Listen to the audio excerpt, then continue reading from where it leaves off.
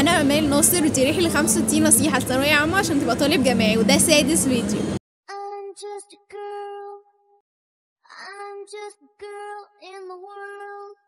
والنهارده هنتكلم على طريقه ازاي تذاكر بيها الانجليزي، ولو مراكم برضو هتفيدك.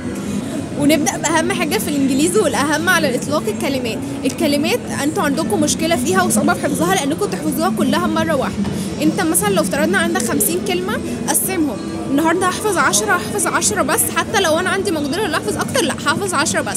هاجي تاني يوم هراجع ال10 واحفظ 10 تاني، تالت يوم اراجع ال20 واحفظ 10 تاني. المهم ان انت تحفظ وتراجع، تحفظ وتراجع، لان الاتنين مهمين. انت لو حفظت ونسيت انت كده ما عملتش حاجه وضيعت وقتك على الفاضي. وفي نفس الوقت الاستمراريه، انت هتحس في الاول عندك صعوبه، بتنسى بسرعه، وبعد كده هيبقى بالنسبه لك الحوار عاده وسهل جدا ومش هيأثر عليك ولا هياخد منك وقت. مش هتفضل تراجع كلمات لما لا نهايه، انت مجرد بس لما تحس ان خلاص انت ثبتت الكلمات اوريدي ورجعت عليها كذا مره وحليت عليها يعني وثبتها، خلاص انت هتسيبها. مثلا ممكن كل شهر مثلا تبقى تعمل ريفريش على كل اللي فات وتبدا تحفظ كلمات جديده. طب ليه مش هراجع؟ عشان انت اوريدي مش هتبقى فاضي، لانك لازم تحفظ كلمات من جوه وبره المنهج، لان في الامتحان هتلاقي كلمات من بره المنهج 100%، وهو بيبقى قاصد اللي هو يحط لك كلمات من بره المنهج عشان انت تستنتج معناها، وهيجيب لك معنى كلمه انت عمرك ما شفتها في حياتك يقول لك عايز معناها. ممكن من حظك لو من الكلمات اللي انت حافظها تكون دي كلمه منهم، او حتى مش حافظها انت هتستنتج.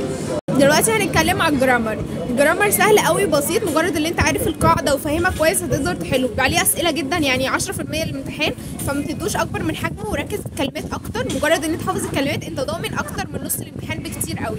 ونيجي السكيلز مش هتعرف تحلها الا بالتدريب، لازم تحل عليها كتير وتتعلم كتير. واهم حاجه في السكيلز الحل، مجرد ما تحل كتير هتبقى بالنسبه لك سهله ومش هتسبب لك اي مشكله.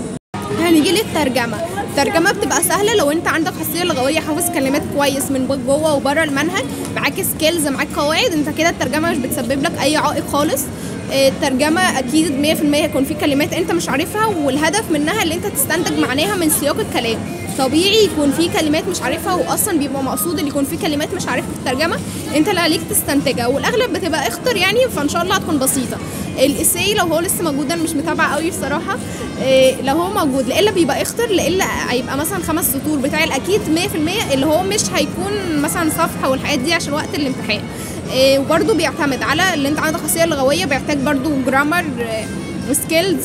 طالما انت معاك، بص يعني اهم حاجه بصراحه في الانجليزي الكلمات، انت معاك كلمات انت ضامن الامتحان اكتر من نصه بكتير قوي، لان زي ما قلت لك كل حاجه معتمده على الترجمه ومعتمد على الكلمات. ومهما برده كنت حافظ برده عشان ما تقلقش هيجيلك كلمات انت مش عارفها، والهدف برده منها اللي انت تستنتج معناها. هيجيلك مثلا في القطعه صح، هيجيلك 100% كلمات انت مش عارفها، وهيجيلك كلمه مش عارفها هيقول لك عايز يعرف معناها، برده انت تستنتجها من السياق. ودلوقتي هنعمل مسابقه بسيطه قد كده. المره دي هنحط سؤالين، سؤال جرامر وسؤال سكيلز، واللي هيجاوبهم صح اول واحد هنطلع اسمه الفيديو الجاي.